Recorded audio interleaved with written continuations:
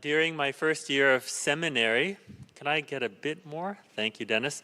During my first year of seminary, after the Christmas vacation, I got back to the seminary and my spiritual director asked me if I had gone to daily mass every day.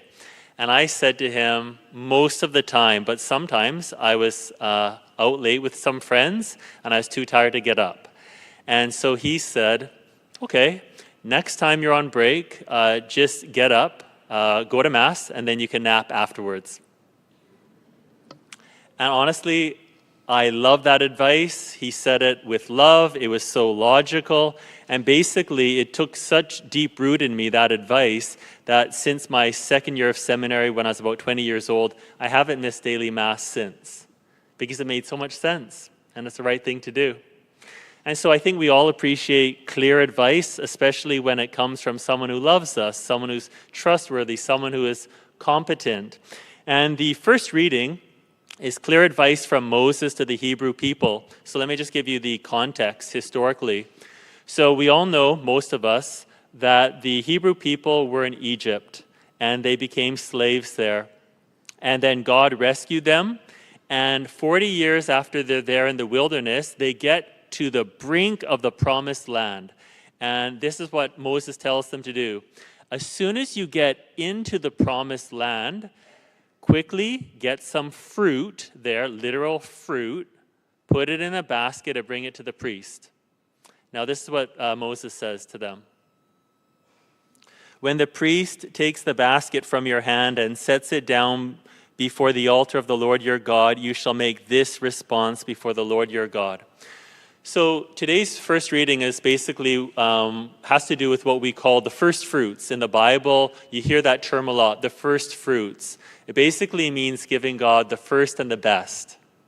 So now that we're in this sacred season, penitential season of Lent, we just want to start examining our consciences. Do we give God the first fruits of our time and energy? During our prayer, do we give him the best of our day, or do we squeeze him in kind of at the end of the day? And sometimes, of course, we can do that with our family. Instead of giving our family our best, we give our best to our friends, and our family kind of gets the leftovers. Now, when the Hebrew people bring that basket to the priest, they're supposed to recite the following prayer, and we're going to make 3 observations about this prayer. The first observation is that it's a remembrance of history. It says, a wandering Aramean was my father, Jacob. He went down into Egypt around 1800 BC and lived there as an alien, few in number. And there he became a great nation, mighty and populous. And about 400 years later, when the Egyptians treated us harshly and afflicted us, we cried to the Lord. The Lord heard our voice and saw our affliction, our toil, and our oppression.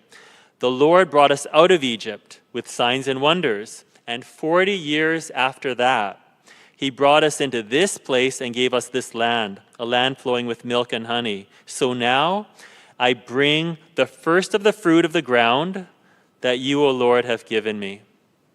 So it's human nature. We tend to forget what God has done for us. So if we just reflect, in the past 12 months, there's probably a time when we are very close to God, and then another time not so much.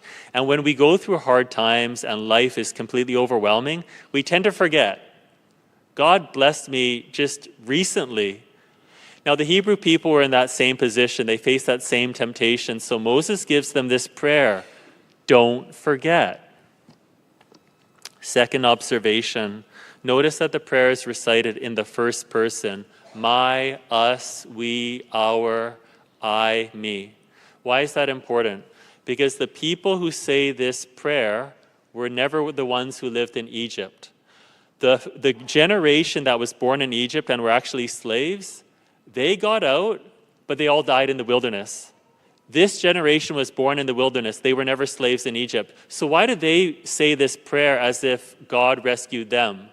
Because of the biblical concept of remembering. Whatever God did for my ancestors, he did for me. And whatever God did for the people in the Bible, he does for us.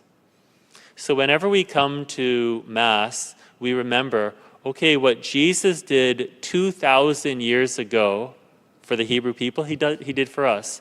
It's very important to be aware, whenever God blesses other people, that's a sign of how he blesses us.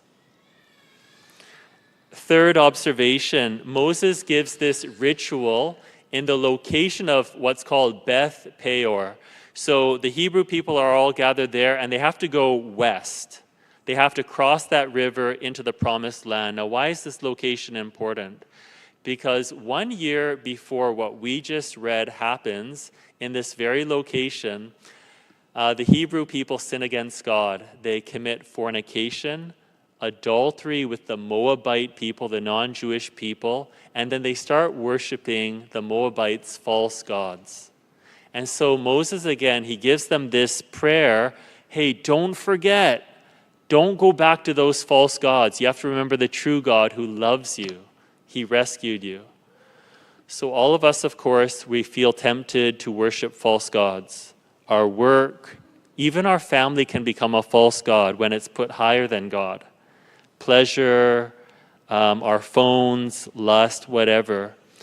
If we don't remember falling back into old false worship, we're probably going to do it again. We have to remember, don't go back to those false gods. Whenever we come to Mass, remember that Mass, it's a memory. This is what we say during the words of institution for the consecration of the wine into Jesus' blood. He says, do this in memory of me. Don't forget, everyone. I love you. I've given my body for you. So if I could just ask 2 questions, please. First question is, how many of us here pray to God throughout the day? Typically when I ask people, can you tell me about your prayer? Many people will rightly say, I pray to God throughout the day. So just think, you don't have to put up your hands. Who here prays to God throughout the day? You just talk to him very casually, and it's good. I just want you to be aware that there's 3 limitations to this kind of prayer. First limitation, we are multitasking. So it's kind of like saying to our family, hey, whenever we drive together, we always talk. Why do you want to spend quality time together? Something's missing, right? Second limitation, we're fitting Jesus into our day. We're not giving him the first fruits. Third limitation, it's not concrete enough to remember Jesus' love for us. Think about it. When we talk to Jesus throughout the day, typically we're asking for things. We're not actually taking time. Wow, Jesus, you became man. You loved me so much. You died for me. You rose for me. We're not. Okay. So keep on talking to Jesus throughout the day. It is very good. Absolutely. But we need to do more. We need to add, and I've said this before, we need at least 15 minutes of quality time with Jesus every day. Second question, is it a sin to neglect this quality time with Jesus? What would you say? Yeah, I would think so. If you love Jesus, is it a sin to neglect quality time with the one we love? Of course, if we neglect our family, especially if we have the time and we don't make the time for them, yeah, that would be a sin of neglecting someone we love. So just to wrap up, for the next few weeks, like we did last year, we're going to look at the 5 systems of the church. So just as the human body has multiple systems, you've got the nervous system, the skeletal system, muscular system. In a church, we've got 5 systems. When they're doing all of them, when they're doing well, the body, the church is healthy. So at the end of this series, we're just going to ask everyone, would you just review and consider your Sunday financial offering? So at the end of it, we might increase it, keep it the same. We might even decrease it if that's what Jesus wants. So today I'm just giving you a notification. This is coming up. We only talk about it once a year. So just we'll look ahead. And a big thank you to everyone. I always want to thank you. I try to thank you. Maybe I don't thank you enough, but your financial sacrificial giving, it allows us to have this parish family, which is amazing. Today we're looking at worship. And what we want to think today is, now we're in Lent. How do we worship Jesus? Do we worship him well? Are we giving him the first fruits? Is there any area we can improve? So think about St. Anthony's here. When we look at the totality of the way we worship God, so think first of all about Sunday Mass. We think about the hospitality, the music, the homily. Think about daily Mass. Think about all the hours of confessions we have, the Adoration Chapel. Is there anything we can do better as a family? So please give us your feedback. Give me, Deacon, hospitality. Give the feedback so that we can improve. One thing, God willing, I think we need to do it, is we have to improve the sound system in our church. There's actually a bunch of problems, issues with it, especially for everyone in the foyer. It's very bad. We have to improve it because you all deserve better. In the next few weeks, if you happen to go to a different parish for Mass, I pray that the music and the homily will be really bad, just so that you can appreciate how good and blessed we are here. Amen. Okay, so just as I benefited from my spiritual director, he lovingly gave me clear instruction. He said, you're a seminarian, you love Jesus.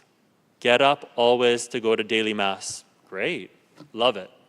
So I want to give all of you just some clear, loving instruction. We love Jesus.